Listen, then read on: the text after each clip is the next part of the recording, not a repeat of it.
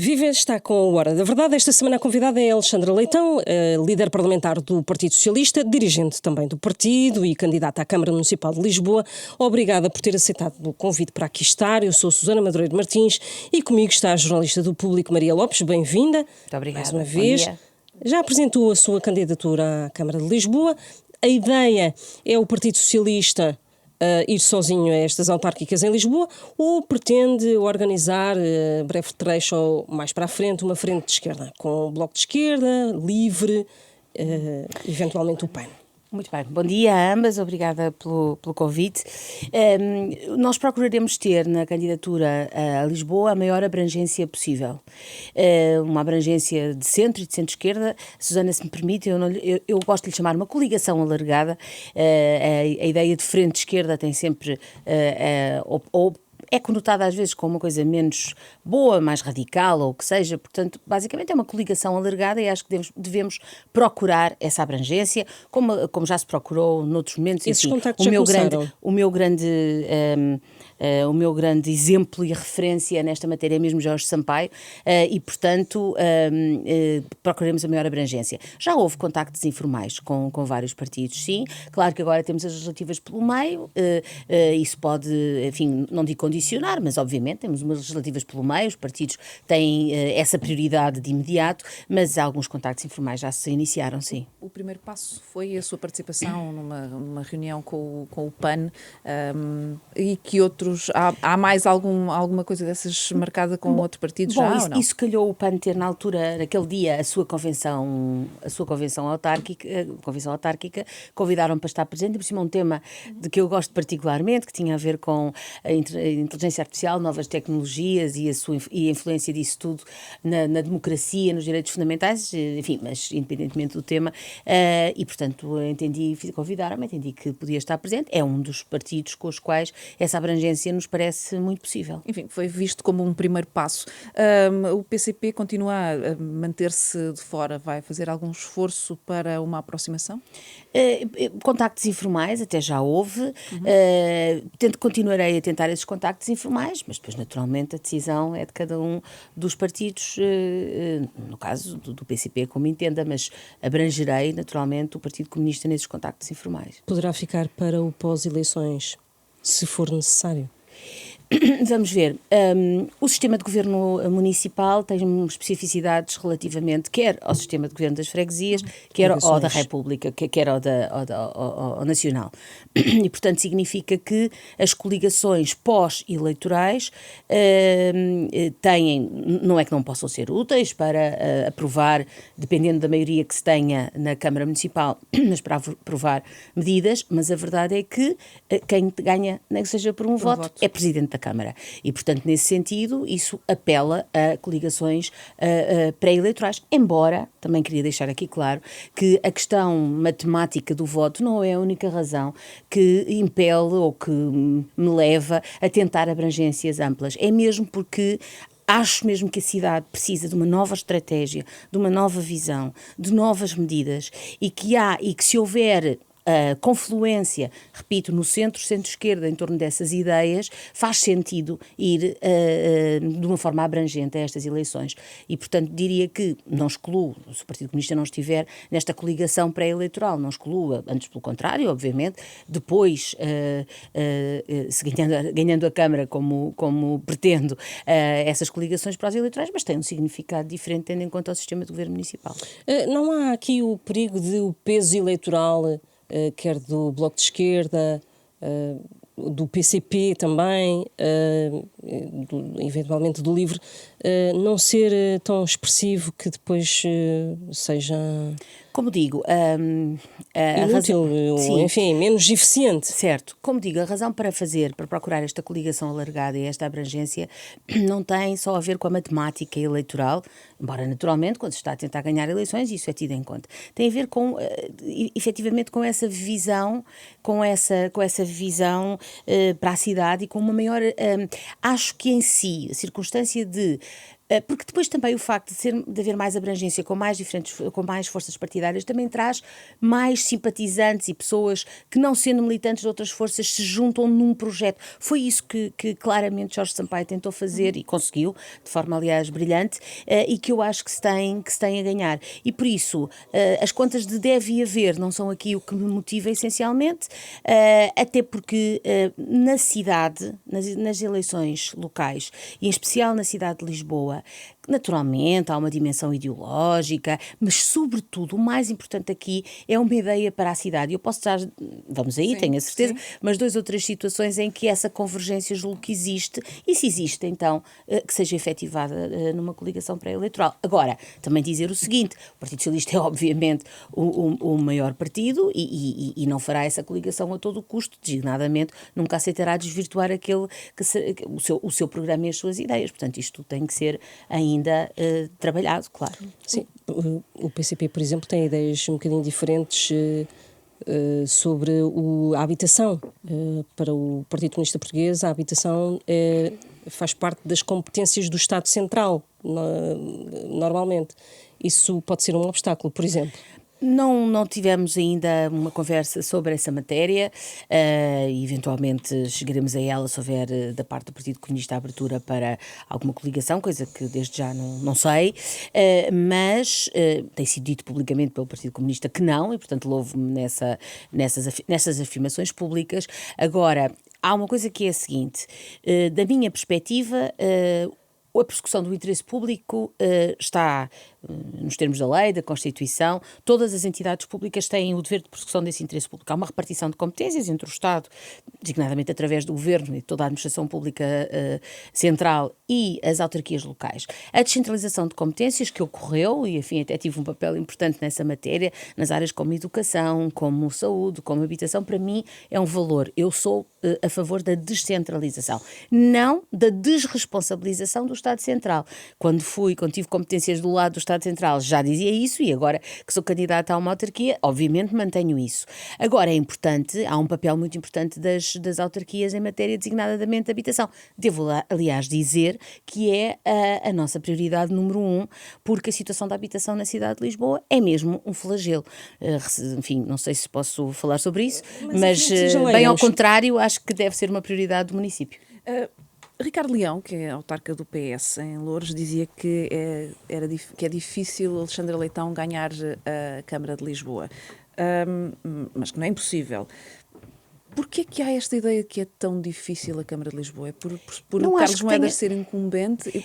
É o seu próprio partido a admitir isso, não é? Pronto, eu própria já disse que obviamente parto para quando se está contra o incumbente, enfim, não é contra, mas quando a estatística diz-nos. Muito mais difícil. E eu, apesar de ser jurista e não engenheira, gosto de factos e de estatísticas. Hoje tivemos um número sobre segurança que nos demonstra bem que o engenheiro Carlos Moedas, apesar de ser engenheiro, não gosta de factos e de estatísticas, mas se calhar vamos lá também. A verdade é que, se olharmos em geral, verificamos que os incumbentes têm, em matéria autárquica ou no âmbito das eleições locais, têm normalmente alguma vantagem. Sobretudo, permitam-me até dizer o seguinte, um incumbente que ainda por cima tem tido a atitude de não se apresentar como candidato. Ainda outro dia me disse a mim, eu não sou candidato. Encontrámos-nos num almoço no fim de semana. Do que é que acha que Carlos Moedas está à espera? E, portanto, a circunstância de não ser candidato. Agora, por acaso, entraram as legislativas e há regras sobre publicidade institucional. Mas o facto de não ser candidato permitia-lhe, por exemplo, manter um conjunto de publicidade institucional que acaba por pesar. E, portanto, eu leio, para não a deixar sem resposta, eu leio essa apreciação do meu camarada Ricardo Leão assim. De facto, os incumbentes, em regra, têm vantagem. Agora, acho que por acaso em Lisboa, neste caso, as coisas são muito evidentes num certo sentido. Porque, e também se calhar vamos falar sobre isso, por exemplo, o estado de conservação da cidade cidade, ao nível das estradas, ao nível das calçadas, ao nível da falta de iluminação pública, ao nível da higiene urbana, do lixo, fazem com que haja muito descontentamento na cidade de Lisboa. Ou seja, portanto, que o incumbente não tenha assim tanto peso. Exatamente. Agora, para lhe responder, eu já o disse uma vez, não tenho problema, eu não faço processos de intenções a ninguém. Há um facto objetivo. O engenheiro Carlos Moedas tem dito repetidamente que ainda não apresentou a candidatura. Isto já antes das legislativas. Quando se apareceram agora estas legislativas antecipadas, disse claramente que o faria depois, que só decidiria depois, ele não disse que só anunciaria, só decidiria depois das eleições legislativas. Pronto, isso tem uma leitura. Eu estou em Lisboa com clareza desde janeiro. Desde janeiro, o facto de ter havido legislativas antecipadas a meter-se não alteraram em nada a minha posição relativamente a Lisboa, com tudo o que isso significa, relativamente ao engenheiro Carlos Moedas. Antes não tinha ainda apresentado a candidatura, agora relega para depois da legislatura das eleições legislativas. Não sei, pode ter várias leituras. Uma possível é que eventualmente, consoante as coisas corram ao PSD e concretamente a Luís Montenegro, assim se pode abrir uma guerra de sucessão, uma guerra, enfim, não quer dizer no mau sentido, mas enfim, uma abertura para uma situação de sucessão interna no PSD que o engenheiro Carlos Moedas tenha interesse. Portanto, é uma possibilidade, eu não estou com isto a dizer que é isto. Há uma clareza do lado da minha candidatura, pessoalmente do meu lado, que não se vê do outro lado. Então, aproveitando essa clareza, se não vencer as eleições em Lisboa, fica como vereadora o mandato inteiro? Olha, é assim, eu tenho como prioridade e como absoluta empenho são as eleições em Lisboa. Isso verificou-se, enfim, eu gosto de dizer, são factos mais uma vez, eu apresentei a minha candidatura entre uma moção de censura e uma moção de confiança, tive até alguns colegas vossos a perguntar-me se ia manter, se não ia manter, porque é que não hei de manter, enfim. As listas de candidatos do Partido Socialista estão aí a ser feitas e eu já me pus de fora das listas de candidatos, enfim, sendo líder parlamentar, decidi que concorda com a decisão de fora. De não incluir nas listas de deputados os candidatos autárquicos? Eu sou franco, eu não lhe vou responder assim, porque eu não sei se essa decisão, aliás, ainda ontem eu vi o meu secretário-geral dizer que a seu tempo haveria uma decisão sobre isso, portanto, não sei dizer se já houve uma decisão geral sobre essa matéria. O que eu ouvi ontem ao secretário-geral foi que estavam a ser feitas as listas e em breve haveria uma resposta. Agora, o que eu estou a dizer aqui é que, independentemente da regra geral que o meu partido vai adotar, o meu secretário-geral vai adotar, e independentemente de qual ela seja, eu penso que em Lisboa, em concreto, não estou com isto a querer definir as regras para outras pessoas, não é a mim que me compete.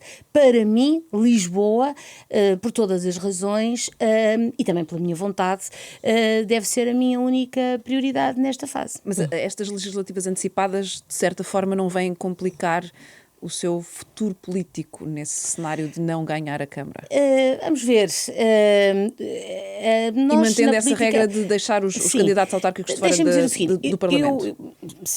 Eu já tive a oportunidade muitas vezes de dizer uma coisa que vou dizer aqui outra vez, que é: eu acho que nós planeamos a nossa vida. Eu planeei muita coisa na minha vida profissional e na minha vida pessoal.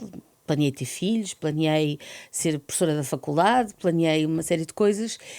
Eu acho que a política, eu não sou, se calhar é falta de ambição. Olha, se calhar ao contrário do que dizem, é mesmo falta de ambição da minha parte. Mas na verdade eu acho que em política planear demais não funciona. As coisas estão sempre a mudar, mudam muito, nós temos que fazer aquilo que achamos certo em cada momento. Neste momento eu acho certo fazer isso.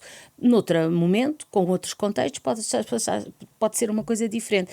Se isso faz bem ou mal, pronto, se calhar, eu acho que todos, não sei, mas seguramente no Partido Socialista preferíamos que não houvesse eleições agora. Lá chegaremos se calhar à parte nacional, mas no Partido Socialista preferíamos que não houvesse eleições agora. Por isso chumbámos 2 moções de censura. Quando chegou à moção de confiança não havia outra coisa a fazer. Pronto, se estão cá, estamos preparados para elas. O Partido Socialista tem sido muito crítico em relação a Carlos Moedas, mas durante os 4 anos de mandato autárquico, o Partido Socialista viabilizou 4 orçamentos municipais da coligação Novos Tempos. Foi uma boa estratégia ou a Alexandra Leitão teria adotado uma outra e provocado eleições intercalares na Câmara? Olha, tenho dificuldade em fazer a posteriori esse juízo. Não tinha os dados todos na altura para analisar, tenho-os agora e tenho acompanhado já, enfim, não sou deputada municipal, nem membro do Executivo, não é? Mas tenho acompanhado, naturalmente, através dos vereadores do Partido Socialista e dos deputados municipais do Partido Socialista, tenho acompanhado a par e passo o que vai agora acontecendo, quer na Câmara, quer na Assembleia Municipal, e relativamente a esses assuntos tenho construído a minha posição. Relativamente ao passado, não tinha os dados todos. Agora, há uma coisa que isso demonstra uma coisa que sempre dissemos no país, como em Lisboa, que é o Partido Socialista é um partido responsável que, na sequência, no caso da vitória, ainda que, enfim, por muito pouco, mas enfim, da vitória do engenheiro Carlos Moedas, entendemos que foi assim que o povo de Lisboa decidiu, vamos viabilizar, com a abstenção, vamos viabilizar por forma a sermos responsáveis e permitir que o mandato. E não serem responsabilizados também, não é? Dessa forma também, por uma eventual... Dessa forma também significa que Carlos Moedas, ao contrário do que tem dito muitas vezes, porque é uma pessoa que tem uma certa tendência para a vitimização, governou 4 anos, com bastante latitude, com fundos PRR, como antes nunca houve, e, portanto, quando chegarmos a setembro ou outubro, enfim, quando forem as eleições, estamos mais do que em condições de responsabilizar o Executivo de Carlos Moedas pelo que correu bem e pelo que, segundo a minha opinião e de muita gente, de muitos lisboetas, correu mesmo muito, muito mal ou muito menos bem. E, portanto, dessa perspectiva, essa opção que foi feita pelas estruturas de Lisboa e pelos deputados e vereadores do Partido Socialista, deputados municipais e vereadores do Partido Socialista, neste momento foi uma postura de responsabilidade que permite um escrutínio e uma responsabilização claras por aquilo que o Executivo fez, não fez ou fez mal. E foi muita coisa. Posso dizer? O PS tem criticado Carlos Moedas e há bocado estávamos a falar sobre isso, pelo estado da higiene urbana. Qual é que é a proposta que apresenta para Lisboa, para tirar o lixo da cidade ou pelo menos para melhorar a situação que existe? Sim, eu acho que para além da prioridade à habitação, que há bocado se referiu e que podemos detalhar, e da prioridade tem a ver com a mobilidade e também gostaria de dizer outras coisas sobre isso, há um aspecto geral que tem a ver com a conservação da cidade e com a manutenção da cidade, onde eu incluo a higiene urbana, mas também incluo a iluminação pública, também incluo o estado dos pavimentos, seja ao nível dos pavimentos das calçadas, seja das estradas, o cuidado nos espaços coletivos, sejam eles verdes ou não, mas nos espaços coletivos, tudo isso são coisas que fazem com que a cidade fazem com que na cidade haja mais ou menos qualidade de vida e também passa uma imagem da cidade. No caso da higiene urbana, e eu já falei com muita gente sobre isso, há de facto deficiências de gestão do ponto de vista da forma como essa operação de, enfim, recolha e tratamento do lixo é feita pela Câmara de Lisboa. Coisas como o arranjo dos carros na oficina que a própria Câmara tem, enfim, há vários aspectos gestionários que têm que ser melhorados ou modificados, circuitos, portanto, são desse tipo de coisas que estamos a falar. Quando falamos de uma cidade, falamos também de visão estratégica, de uma dimensão aspiracional para o futuro da cidade, que por sinal também falha, mas falamos também das pequenas coisas do dia-a-dia, da proximidade. As pessoas querem mesmo não ter lixo à porta, não terem os monstros à porta, não terem uns autocarros que cumpram horários. É disto que também estamos a falar. É isso que faz com que a vida no dia-a-dia seja melhor ou pior. Em relação à higiene urbana, eu estava a falar de mudança de circuitos, por exemplo. Por exemplo, quer dizer, eu tenho que fazer esse estudo, tem que ser feito em concreto, naturalmente, mas algumas pessoas com quem já falei dizem que há de facto problemas gestionários que podem ser e que têm que ser muito melhorados. Não se trata de aumentar recursos, por exemplo, humanos? Temos que ver, as pessoas que me reportaram disseram, com quem eu falei, e ainda tenho, enfim, ainda estou, de certa forma, não no início, mas nestes contactos, ainda tenho muitos contactos para fazer, é que ao nível dos recursos humanos não é a única coisa, não resolve apenas aumentar os recursos humanos se não se melhorar a gestão. Portanto, eventualmente as duas coisas.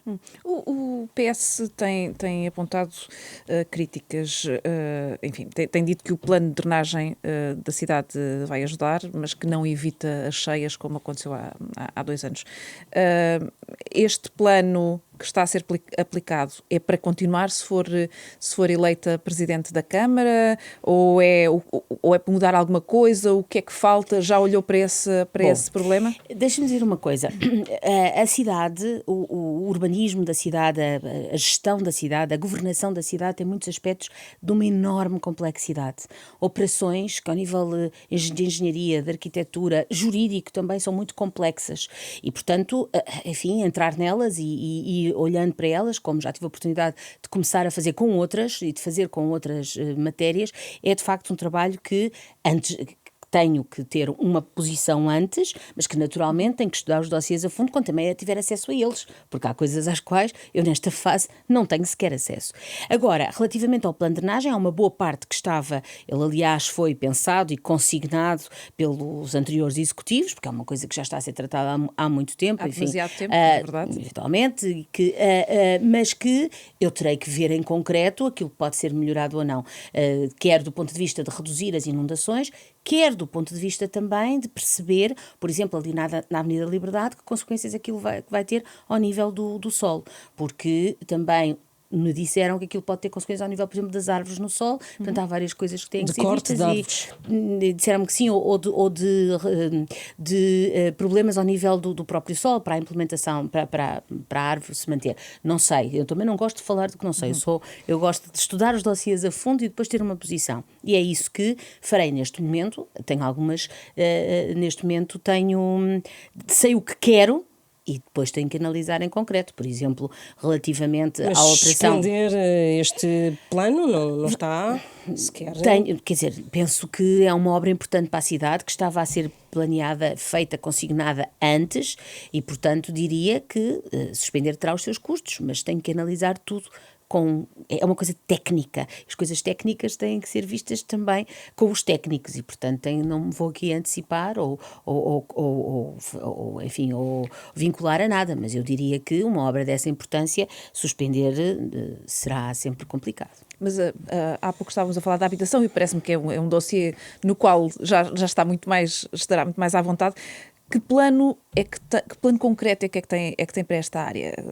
Construir casas, esperar que o PRR tenha efeito, exatamente o que é que pretende? Ora bem, a habitação, enfim, todos já sabemos, a habitação, o mercado não resolve o problema da habitação durante décadas em Portugal, como em muitas outras cidades europeias, mas não em todas. Se entendeu ou se achou que o mercado resolvia isso, hoje é evidente que não. Hoje a habitação tornou-se, de facto, uma cruz, um flagelo para muitas pessoas. Tivemos, aliás, esta semana imensas notícias, pessoas até em risco de perder os filhos por não terem uma habitação digna. O risco de crianças em situação de sem-abrigo, aumentou e, portanto, a habitação é hoje um problema candente em muitas capitais europeias e em Lisboa também.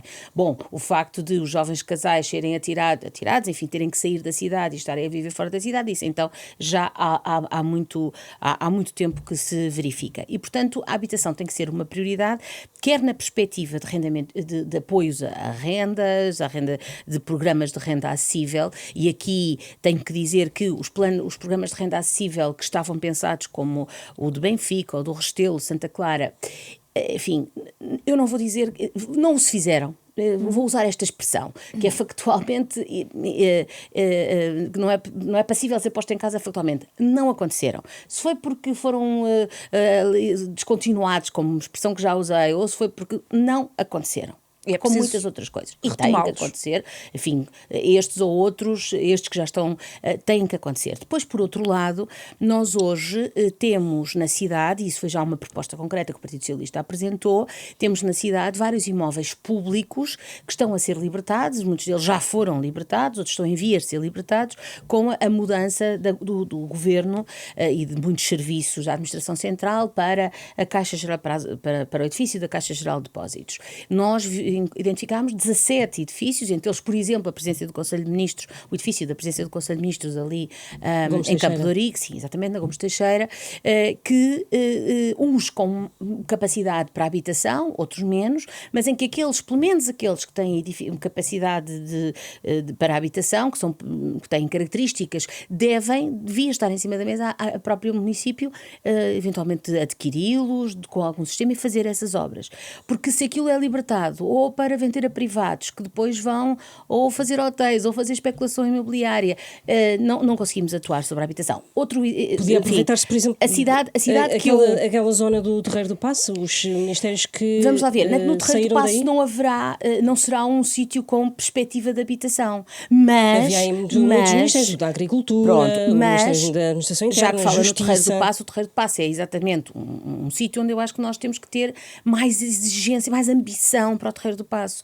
O Terreiro do Paço ou a Praça de Comércio, deve ser um centro cultural, cívico, histórico, onde as pessoas, cidadãos da cidade e também turistas, mas muito também cidadãos da cidade, possam, por exemplo, ter museus, ter exposições, etc. Aquilo que se ouve já se fala em direitos de superfície, não vender, mas darem direito de superfície a privados. Se ali se constroem, por exemplo, um conjunto, ou se implementam um conjunto, por exemplo, de hotéis, o que é que nós vamos fazer? Bem, quem está no hotel ou quem tem acesso ao hotel fica ali, e o resto das pessoas, os cidadãos de Lisboa, são tirados dali porque não vão visitar hotéis. E, portanto, é um exemplo, aqui não tanto para a habitação, mas para fruição pública, que é fundamental. Eu nunca ouvi o engenheiro Carlos Moedas falar sobre o que pretende fazer quer dizer, não são dele, mas que pretende utilizar, por exemplo, um destes edifícios. Eu nunca ouvi, tal como não ouvi falar, por exemplo, ter uma posição sobre a terceira travessia do Tejo, tal como não o ouço ter uma posição sobre a linha circular, que foi um dos seus cavalos de batalha durante a campanha eleitoral de 2021, contra a linha circular. O Partido Socialista, que ainda estava e esteve depois de 21 no governo, deu abertura, estava eu na altura, deu abertura a que se estudasse uma linha, uma solução diferente para a linha, a chamada linha em laço. A verdade é que agora temos informação de que a linha circular vai avançar e não ouvimos o engenheiro Carlos Moedas falar sobre isso. Foi uma coisa de campanha que utilizou na altura contra Fernando Medina. Portanto, não é só as coisas que não se fazem, é as decisões que não se tomam. Não há um plano de mobilidade. A cidade não aprovou um plano de mobilidade. E o que verificamos, outro dia era notícia também, há um tempo era notícia, estava em dezembro, que os corredores bus em Lisboa até reduziram um pouco, é verdade, mas não se fez nenhum, reduziu. Não há corredores bus. Os autocarros em Lisboa, deixa-me só esta informação, os autocarros em Lisboa viajam ou deslocam-se a uma média de 13 km/h. 13. E isto é uma média, o que significa que isto inclui momentos em que até andam fora de horas de ponta que até, portanto, imagine-se, há momentos em hora de ponta que andam mais devagar do que nós a pé, que é cerca de 5 km/h. Os corredores bus são uma coisa fundamental, porque também não dissuadimos as pessoas de trazer o carro se não lhes dermos alternativas que sejam... eu estou a misturar, mas isto para dar... Isto é uma visão da cidade, ou a falta dela, no caso do engenheiro Carlos Moedas. Algumas capitais europeias têm soluções para reduzir o tráfego, seja por questões ambientais, seja precisamente por questões de mobilidade, como aquela licença alternada para circulação, dias pares e matrículas pares, etc. Em Lisboa há uma restrição para veículos anteriores a 96 e a 2000 na Baixa. Qual é que é a sua proposta nesta área? Restrições? No ponto de vista da mobilidade, o mais importante é nós termos um aumento dos corredores bus. É fundamental. Temos cerca de 68 km de corredores bus na cidade de Lisboa. Já foram 69, portanto a redução é pequena, é evidente, mas o problema é que devia ter crescido, não é? Portanto, temos que ter... Tirar carros da zona da Baixa, por exemplo, não é uma alternativa? Isso estava no plano, creio eu. Houve um plano ainda no tempo do Fernando Medina nesse sentido. É algo que, mais uma vez, quero recuperar essa ideia. Eu não vou vincular, porque há muitas análises de mobilidade a fazer, mas quero relembrar o seguinte, são mais novas do que eu, se calhar não se lembram, o Terreiro do Paço já foi um parque de estacionamento. A Rua Augusta já teve trânsito. Já. E hoje ninguém lhe passa pela cabeça que o Terreiro do Paço deva ser um parque de estacionamento ou que haja trânsito na Rua Augusta. Mas também não estamos a perguntar se quer regredir nessa área. Certo, mas eu estamos também a perguntar no fundo se quer aumentar as restrições. que devemos estudar a possibilidade de aumentar as restrições.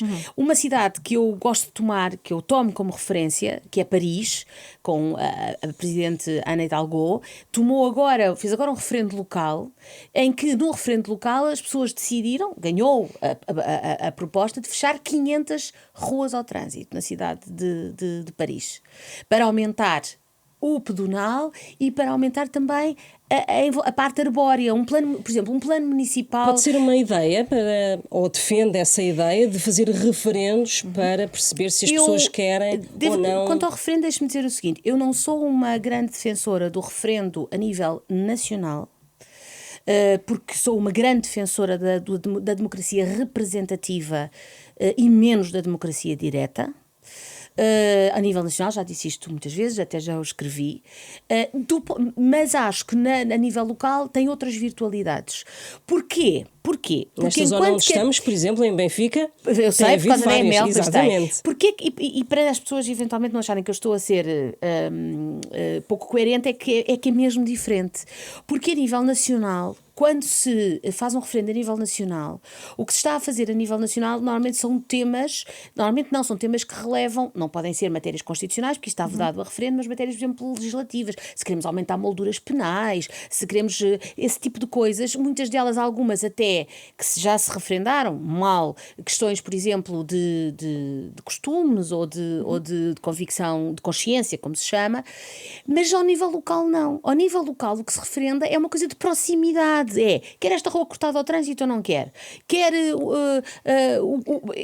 restrições ao alojamento local ou não? Estacionamento. Embora aí, deixa-me responder-lhe aí. Não, mas é que aí tem exatamente um exemplo do que eu estava a dar. Já lá vamos. Mas era isso que eu queria saber. Sim, mas eu vou lá sem problema. E, portanto, eu acho que o referendo local tem muitas virtualidades. Quanto ao alojamento local... E admite, portanto... Admito, se houver situações em que se justifica ouvir as pessoas e pode haver lógicas de proximidade, admito claramente. Porque o referendo local quanto ao alojamento local... quanto ao alojamento local tem um problema, que é tão simples... Que é simples de explicar, acho eu. As alterações que o Governo da AD fez à legislação do alojamento local... Os referendos locais não podem ter por objeto matérias que não sejam da competência da própria autarquia, certo? Mudar a lei não é uma competência da autarquia e, portanto, o referendo local não pode ter por pergunta algo cuja resposta implique mudar a lei. Ora, a lei da AD é uma lei que abriu tanto novamente, tirou as restrições todas ao alojamento local e mal, muito, muito, muito mal.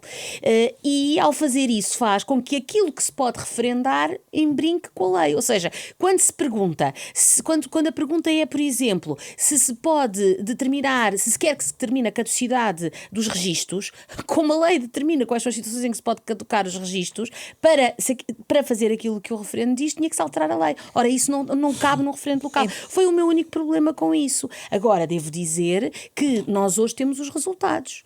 Em Lisboa, ainda outro dia era notícia, em Lisboa, em todo o país as casas estão mais caras e em Lisboa muito em particular. As medidas do atual governo, seja ao nível do alojamento local, seja ao nível do IMT, seja ao nível o que fizeram foi aumentar o preço das casas em Lisboa, que era exatamente o oposto que nós tínhamos que fazer. Nós estamos a tirar para fora de Lisboa jovens casais, com o que isso representa das escolas em Lisboa não terem... As escolas em Lisboa e outras... e, portanto, uma cidade é feita de atividade económica, de comércio, de turismo, dos tais semi-lisboetas, como eu já lhes chamei, ou seja, as pessoas que residem à volta de Lisboa e que vivem, estudam em Lisboa, e que trabalham e estudam em Lisboa. Mas também é feito de quem? Cá mora mesmo, dos residentes.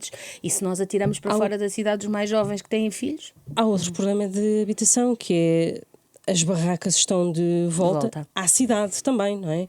Existem na periferia de Lisboa e nos concelhos limítrofes, como Louros, por exemplo. Há necessidade, ou vê necessidade, num novo programa especial de realojamento dos idos anos 90? Bom, esperemos que nós consigamos tomar um conjunto de medidas em matéria de habitação que consiga para já, imediato, com grande rapidez, evitar o aumento desses fenómenos, não é? E também realojar as pessoas que já estão nessa situação.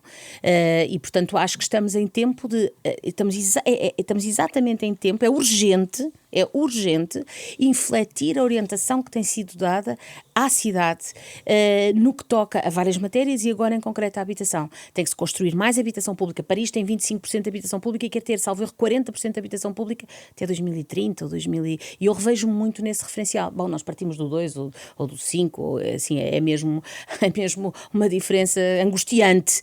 Agora, há muito que fazer, pelo menos. Há muito que fazer. O mal é quando nem sequer se está a ir nesse sentido. Ou seja, o meu ponto é, mas como é que vai passar de 2 para 25? Naturalmente, eu não sou tonta, sei que é preciso muito. Agora, o que tem é que se ir fazendo. Se pelo contrário tomam medidas no sentido oposto, então isso é que não é possível. E como é que tem visto os despejos que estão a acontecer em Loures, por exemplo? Eu não conheço em concreto, teria que se perceber. Há uma coisa que eu digo sempre relativamente a toda a gente, que é direitos e deveres iguais para todos. Naturalmente que depois temos que ter em atenção a situação social das pessoas e o que é que se pode fazer a essas pessoas para não caírem numa situação de perderem os filhos, etc. Portanto, não conheço a situação, não vou pronunciar sobre isso em concreto. Acho que os deveres e os direitos são iguais, as rendas são para pagar, mas também tem que se ter atenção à situação social em concreto que as pessoas vivem. Por isso vivemos num Estado social. Despejando, é preciso garantir realojamento. Tem que se ver a situação da condição de recursos em que a pessoa esteja, naturalmente, mas há uma coisa que nós não queremos, é desalojar pessoas e pô-las em situação de sem-abrigo, isso acho que estamos todos de acordo. Os tuk-tuk têm sido uma das batalhas de Carlos Moedas, temos a Baixa invadida, a Baixa e a Zona Ribeirinha. Para o PS isso é um problema? É preciso limitar este acesso e a circulação? Todas as atividades que têm muita ligação ao turismo, e atenção, eu acho que o turismo serviu e serve para requalificar a cidade, foi algo de fundamental para a cidade e ainda é uma atividade económica que nós temos que aproveitar como amiga e não como adversária. E isso inclui tudo o que está ligado, não é? Os tuk-tuks, hotéis, o próprio alojamento local, etc. E há uma coisa que nunca se fez em Lisboa, que é um estudo sério, não se fez nenhum, portanto nem sério nem zero, mas um estudo a ser sério, sobre a chamada capacidade de carga. Perceber qual é a capacidade de carga que a cidade tem no que toca ao turismo. Nós hoje intuímos, eu já o disse, intui-se, porque não há o tal estudo, que nós temos situações em Lisboa, mesmo dentro da cidade de Lisboa, já não estou a falar dos concelhos limítrofes, temos freguesias em situação muito diferente. Quando nós passeamos por Benfica ou por Santa Clara, nós temos uma realidade. Quando passeamos por Santa Maria Maior ou pela Misericórdia, temos uma realidade completamente diferente, com tudo o que isso representa também da própria pressão durante o dia. Olhem, por exemplo, no lixo, quando passeiam por Santa Maria Maior 200 mil pessoas em alguns dias, é óbvio que isso tem pressão sobre tudo. Esse estudo de capacidade de carga é fundamental para decidir um conjunto de coisas relacionadas com o turismo, a abertura ou não de mais hotéis e de outros equipamentos dessa natureza e também a circulação de tuk-tuks. Eu acho que o que foi feito está genericamente correto. Tenho muitas dúvidas da capacidade da EML para fazer a fiscalização que agora a Câmara os pôs a fazer. Aliás, já ouvi notícias da própria EML a dizer que não tinha essa capacidade. As coisas... É uma coisa que se verifica muito na gestão da cidade nos últimos anos, que é, faz-se um regulamento a dizer a EML agora fiscaliza e a EML agora fiscaliza. Pois, escrever um regulamento é o mais fácil que há. O difícil é depois, ok, e como? Tem os meios? E isso é que nós vamos ver. Vamos ver. Portanto, eu acho que tudo o que seja regular as atividades é positivo, e essa é também uma atividade que deve ser regulada, tem que ser feito também com base em estudos. Eu acho que esta questão da capacidade de carga é mesmo urgente fazer-se para várias dimensões. E é possível ao PS fazer esse estudo antecipadamente, até antes? Eu diria que é algo que pressupõe um conjunto que pressupõe um conjunto de dados e de informação que naturalmente é quem está na Câmara que tem. E isso poderia ser feito, por exemplo, também para os TVDE, já que a cidade também está cheia de TVDEs, mas, enfim, partiu-se desde o princípio que não há cotas, não é, para os TVDEs. Portanto, pois, acho que regular um conjunto de aspectos na cidade tornaria a cidade mais regrada e com mais qualidade de vida para quem cá vive e para quem cá trabalha. E até também para quem nos visita.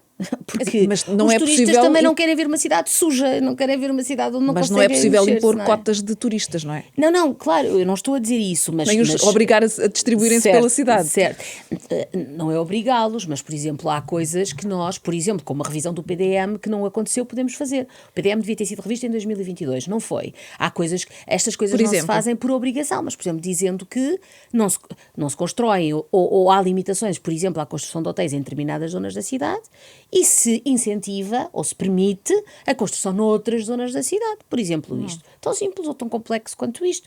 As pessoas continuarão a ir ao Terreiro do Paço, continuam a ir a Belém, ver os Jerónimos. Mas, por exemplo, Belém é um exemplo. Belém, todos os turistas vão a Belém, não é? Tem os Jerónimos, tem a Torre de Belém, etc. Mas não ficam, não dormem em Belém. Porque Belém, por exemplo, não tem grande oferta de hotéis. Ou seja, essa distribuição deve ser feita, e eu penso que é isso que pode ser o futuro, mas se tivermos um estudo que nos confirme como fazer, melhor. E o PDM é um instrumento para fazer isso. É claramente um instrumento para fazer isso. Compromete-se a rever o PDM em que prazo? Prazo não vou aqui, mas que me comprometo a iniciar imediatamente, a sério e não com proclamações, a revisão do PDM, isso comprometo-me seguramente. Voltando às plataformas de TVD, gostava de saber se acha que há necessidade de rever a atual legislação, e eu recordo que a Renascença deu conta há pouco tempo de que há estafetas a circular com a identidade de outros. Há aqui um funcionamento de aluguer ilegal de contas. Há necessidade de rever a fundo a legislação que regula as TVD. As matérias de foro legislativo não são competência do município, não é? Certo. O município pode ter posição sobre elas, mas também devo dizer o seguinte: o município tem que ter posição sobre elas, mas mas para fazer alguma coisa com isso. Por exemplo, recentemente nós tivemos o Presidente da Câmara de Lisboa, o Engenheiro Carlos Moedas, a referir-se ao licenciamento zero, muito vocal contra o licenciamento zero. E eu percebo que é preciso haver ferramentas da parte das câmaras, não é só de Lisboa, para poderem licenciar algumas coisas e outras não, mas na verdade esse poder, essa ferramenta só é útil se tiver uma estratégia, se souber o que se quer fazer com essa ferramenta, e é isso que eu digo que muitas vezes não há. Regular TVDEs, regular os estafetas, etc., eu acho que é útil até para a sua defesa. No caso dos estafetas, até para a defesa laboral dos próprios que têm uma situação laboral hiper precária, não é? Portanto, eu diria que isso pode fazer sentido. Agora, do ponto de vista de um presidente de Câmara que não tem competências legislativas, o que é sobretudo relevante é garantir que a cidade tem regras de funcionamento, como corredores, que garantem essa qualidade e um mínimo de fluidez. Até porque na os mobilidade. TVDE, por exemplo, um mínimo de fluidez, tem não é? algumas limitações de circulação. Os TVDE, por exemplo. No aeroporto, por exemplo. No Terreiro do Paço também. Uma algumas última têm. questão sobre questões autárquicas. Para Carlos Moedas, a questão da segurança tem sido um dos cavalos de batalha. Enfim, a percepção de insegurança, eu sei que no seu caso a questão da segurança não aparece tão ligada a questões de imigração como aponta Carlos Moedas, mas mais com as questões do consumo, por exemplo. Mas o que é que se pode fazer para que essa percepção de insegurança seja reduzida? Eu não menorizo a percepção de insegurança enquanto um problema em si mesma. A percepção de insegurança, como qualquer percepção, é um problema em si mesmo. Se as pessoas se sentem inseguras, mesmo que os dados nos digam que não é assim, ainda hoje saiu o Razi, que já tinha tido, que já antes tinha saído uma versão provisória, agora saíram hoje, e em Lisboa os números da criminalidade desceram.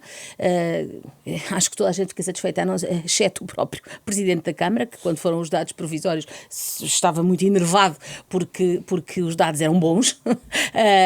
Pronto, ainda bem que são bons.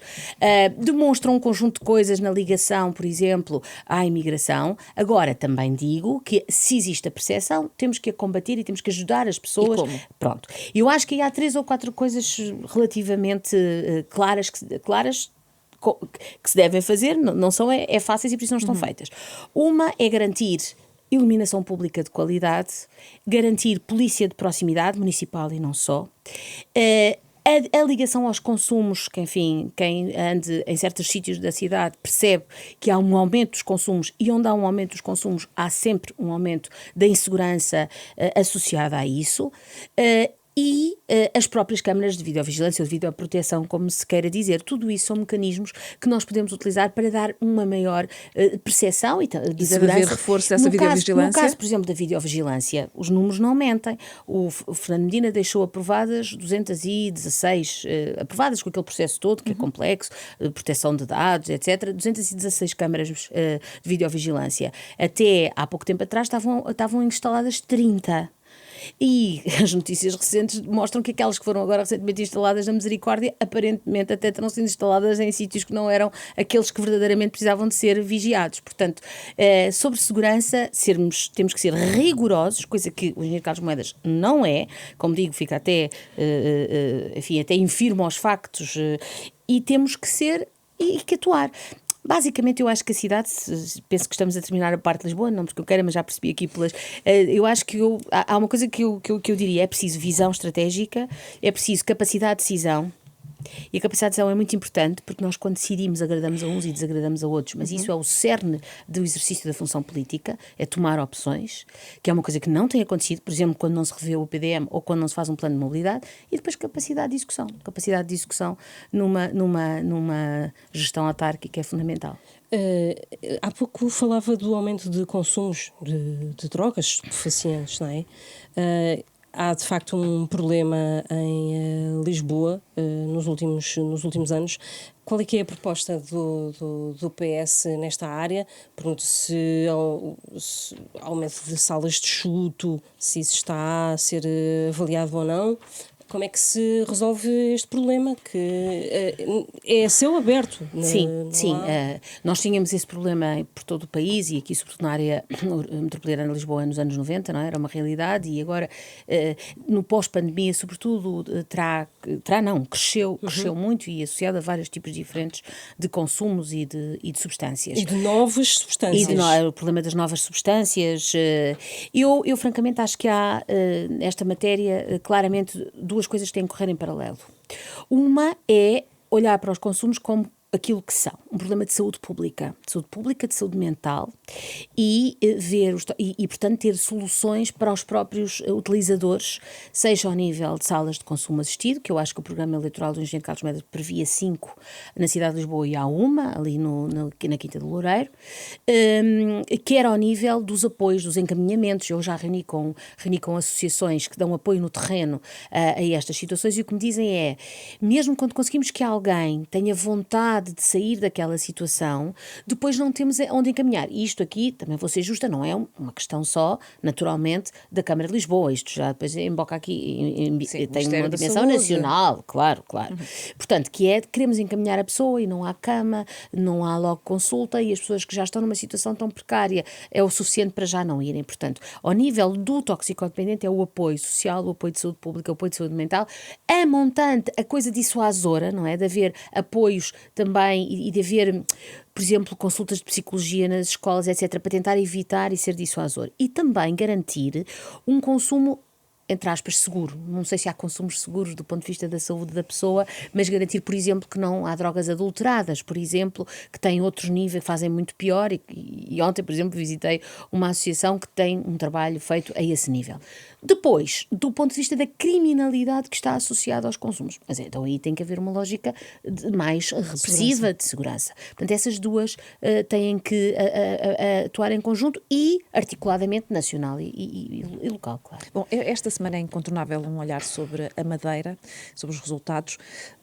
O que é que o PS fez mal para haver esta queda abrupta? Qual é que é a lição que o partido deve tirar disto? Vamos lá ver. Em primeiro lugar, E, em primeiro lugar, dizer que, enfim, a Madeira tem um ecossistema eleitoral e político muito específico. Basta dizer que em 51 anos de democracia o PSD governou sempre, com maiorias mais fortes ou menos fortes, mas governou sempre.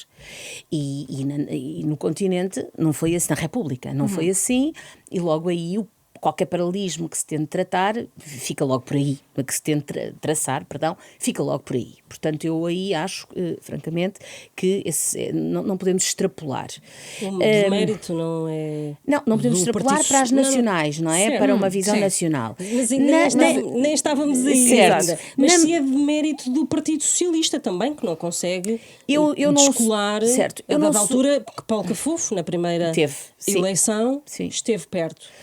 Eu acho o seguinte, acho que, não sendo uma grande conhecedora da situação concreta da Madeira, acho que claramente as pessoas não têm, os madeirenses não têm, e porto-santenses não têm considerado o PS como uma alternativa de governo na Madeira. Mas É um porquê? facto, pois não sei, não lhe sei dizer em concreto, tenho ouvido muitas explicações, até de camaradas meus associados às próprias percurso político do Paulo Cafofo, eu não vou entrar por aí, mas isso é um facto, em 50 anos, 51 por ter anos... transitado Sim, para o mas governo. eu não vou mesmo entrar por aí. Até porque em 51 anos sempre tivemos isso. Há razões, por exemplo, a dependência enorme que toda a sociedade madeirense tem dos Apoios, empregos, nos próprios empregos, Da diretamente, estrutura quer dos enraizada. apoios. Portanto, não há uma sociedade civil.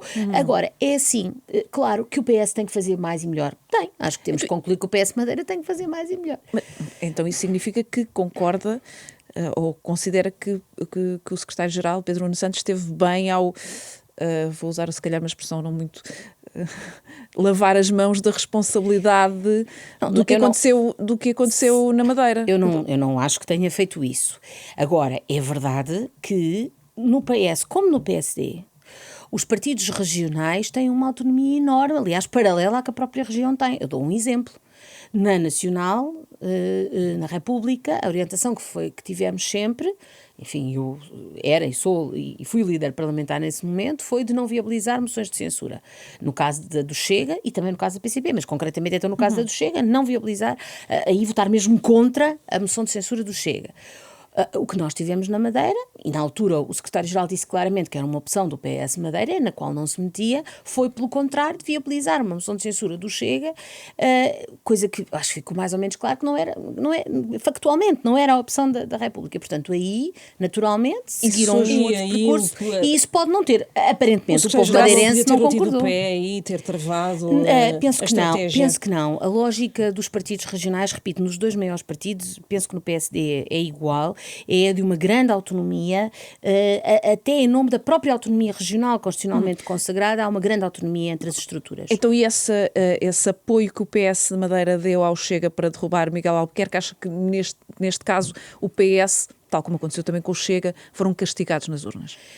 É uma das interpretações possíveis. Já li, já ouvi muita coisa sobre os resultados na Madeira e estamos a falar num contexto circunscrito à própria lógica da Madeira. Pode ser uma explicação. As pessoas aparentemente quiseram de facto ali ou penalizar quem tentou o governo abaixo.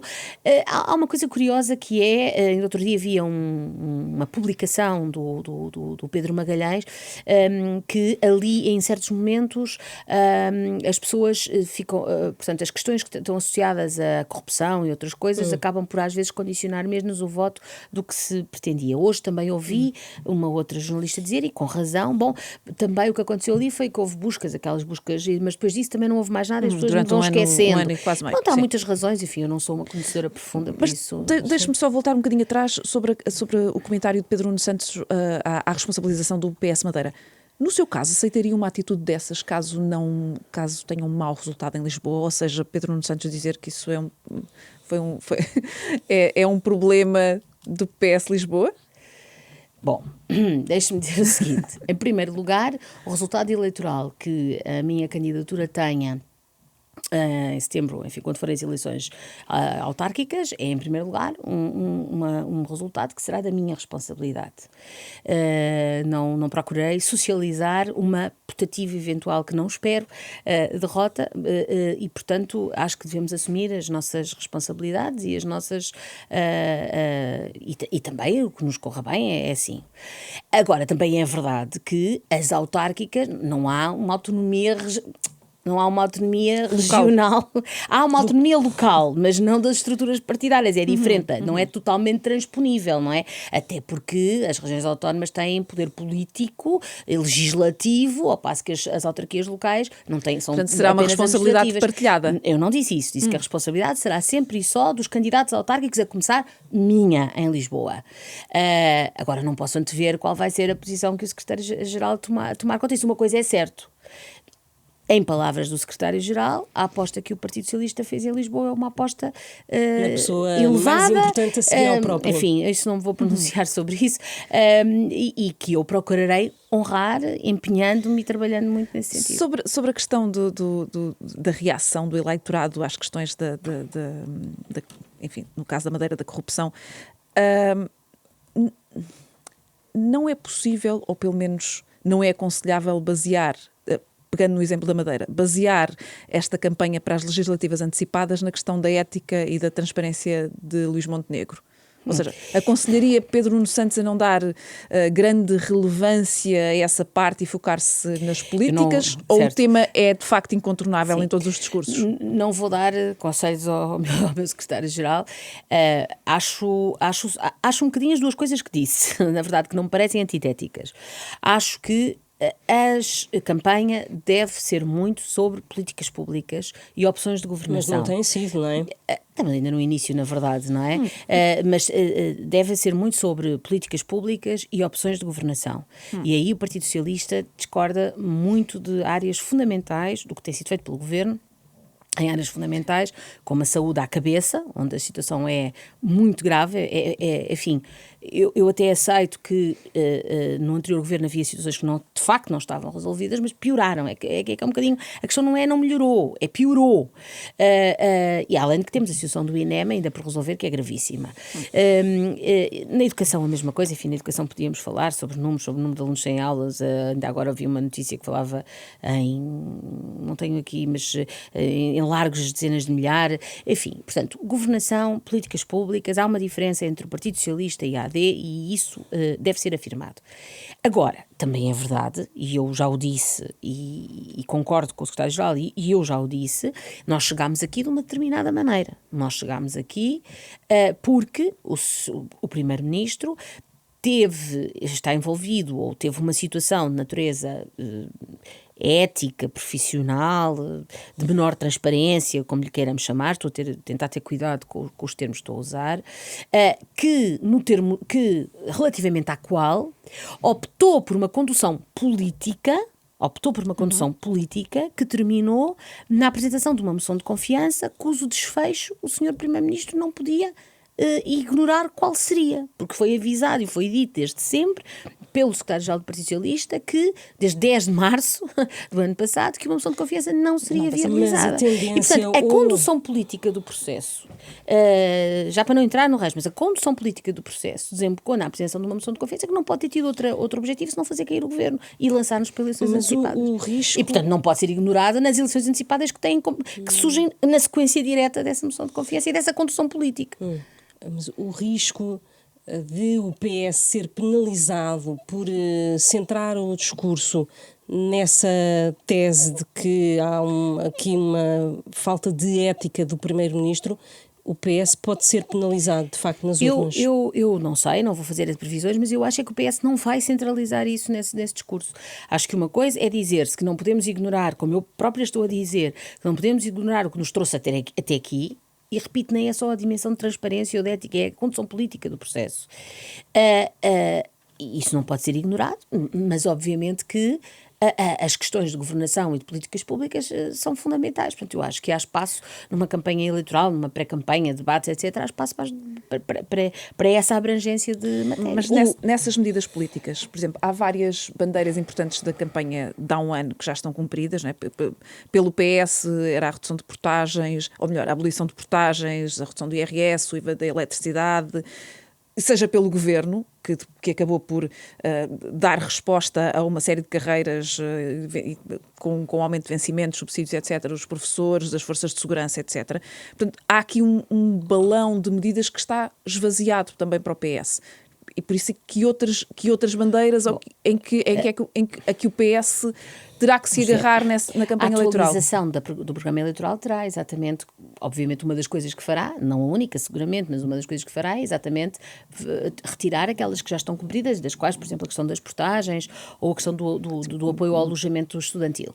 Mas, quer dizer, isso são 3, 4, 5 medidas num programa eleitoral do Partido Socialista que, como sabem, eu conheço muito bem e que tem um conjunto enorme de outras medidas, até de natureza mais estrutural. E depois ainda há uma outra dimensão, enfim, que terá que ser analisada, que é o que foi feito neste ano de desmontar coisas. Ou seja, há um ano havia coisas que estávamos a propor, agora há coisas que, além de mais, olha, por exemplo, em matéria de alojamento local, já para dar o exemplo de uma que tem exatamente a ver com Lisboa e com a matéria de alojamento local, fez-se o oposto. Portanto, há também reposições, se quisermos, não é? Sim.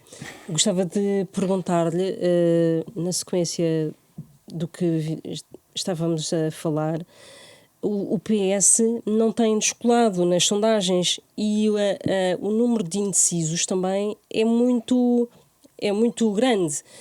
Como é que o PS não consegue aproveitar esta desvantagem do governo neste momento? Não há uma... Penso que estará a falar da sondagem certo, que do Expresso, sim. Exato. E há 40% de indecisos, não é? Eu não vi a valorizar concretamente essa sondagem ou outras. Há uma coisa que se verifica. Há uma certa tendência... O PS não que, descola. aliás, nem o governo, não é? Ou seja, há uma tendência para a fragmentação e para a repartição de votos, não é? Para ninguém se destacar. A Susana pergunta como é que o PS não descola e eu digo o oposto. O governo, enfim, a Maria deu o exemplo, o governo quando entrou neste ano, boa parte do que fez foi utilizar o excedente que havia e resolver, se quisermos usar a palavra resolver, mas contentar, e eu não ponho de fora, acho que em certa até medida, porque muitas o PS coisas também propunha o mesmo. Exatamente, fizeram bem, mas seria de esperar que quem repõe o tempo de serviço dos professores, faz aumentos aos polícias, resolve. E bem, a meu ver, tenho que dizer aqui com franqueza, a questão dos oficiais de justiça, que eu própria na legislatura anterior, enquanto deputada, tinha sinalizado várias vezes. E não descola. Portanto, eu acho que essa pergunta é reversível. O que se verifica é uma grande fragmentação, que não sabemos se de repente, que não sabemos como é que vai evoluir, mas que de facto isso é um dado, não só por causa desta em concreto, mas se olharmos para uma série grande de várias sondagens... Mas sente que há falta de adesão Eu pelo contrário, vejo o copo meio ao contrário, vejo, quer dizer, o governo teve um ano, deu imensa coisa, utilizou, contentou uma série de corporações, e repito, a meu ver, até certo ponto, bem, e no entanto não descola. Enfim, nós tivemos um governo que esteve um ano em campanha eleitoral em muitas coisas, em várias medidas que tomou e que na altura apontámos, teve mesmo em campanha eleitoral em muitos momentos. Talvez por isso tenha feito uma condução política que levou às eleições legislativas antecipadas, talvez por isso. Mas a verdade é que o partido, o AD, não descola. E, por outro lado, o Partido Socialista, neste momento, tem também que apresentar as suas propostas, e também é verdade na última sondagem que o número, eu não tenho de cor, mas sei que, por exemplo, o número de pessoas que considera que os esclarecimentos do Sr. Primeiro-Ministro não são suficientes é enorme, mas enorme, e portanto eu acho que isso terá eventualmente algum peso. Em relação, esta semana vimos uma entrevista do líder do partido, secretário-geral, Pedro Nuno Santos, à CNN, em que ele defendia que os candidatos às eleições legislativas do Partido Socialista seriam escolhidos entre secretários de Estado e algumas pessoas de linhas mais recuadas. Há aqui uma tentativa de não ir buscar antigos ministros ligados ao costismo? Vou falar concretamente de Força. Fernando Medina, Mariana Vieira da Silva. Eu ouvi a entrevista. Sim, entenderia que essas pessoas não fossem chamadas. Eu ouvi a entrevista ontem e não interpretei exatamente assim. Aliás, acho que não foi exatamente isso que ele disse. É uma pergunta sobre se o próprio Secretário-Geral era um homem só ou se tinha massa crítica à volta dele. A expressão não foi massa crítica, mas era uma pergunta que tinha a ver com quem é que ia estar presente.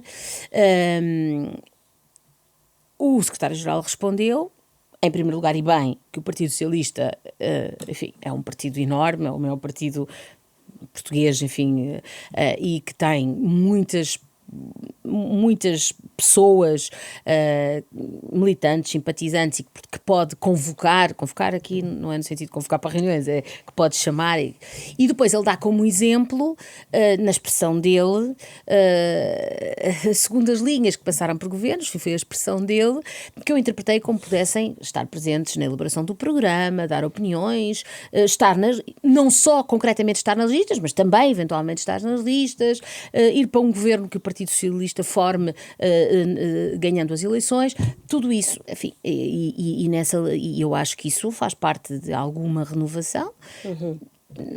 Não tenho assim muito mais comentário a fazer. Sim, mas... Não interpretei, isto é importante, não interpretei ao contrário, ou seja, não interpretei que o chamamento dessas pessoas tivesse como consequência retirar outras, não interpretei assim e não me pareceu que ele tenha dado esse sentido de excludente entre as duas coisas. Para si é líquido então que Fernando Medina, Mariana Vieira da Silva, José Luís Carneiro façam parte das listas de candidatos à Assembleia da República por parte do PS. Eu não sou secretária-geral, mas não tenho opções, não tenho intervenção na elaboração das listas, enfim, sou secretária nacional e, portanto, elas passarão pelo Secretariado Nacional e, portanto, não vou, o próprio secretário-geral não falou sobre nenhum nome em concreto, não vou eu também fazê-lo.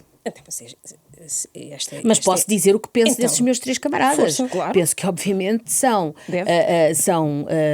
mais-valias do Partido Socialista. Na apresentação da sua candidatura à Câmara de Lisboa, Pedro Nuno Santos disse, tal como ainda há pouco Alexandra Leitão também aqui apontou, que Carlos Moedas estará à espera que o líder do PSD caia para sair rapidamente da Câmara. E no seu caso, Alexandra Leitão está à espera de um dia substituir Pedro Nuno Santos?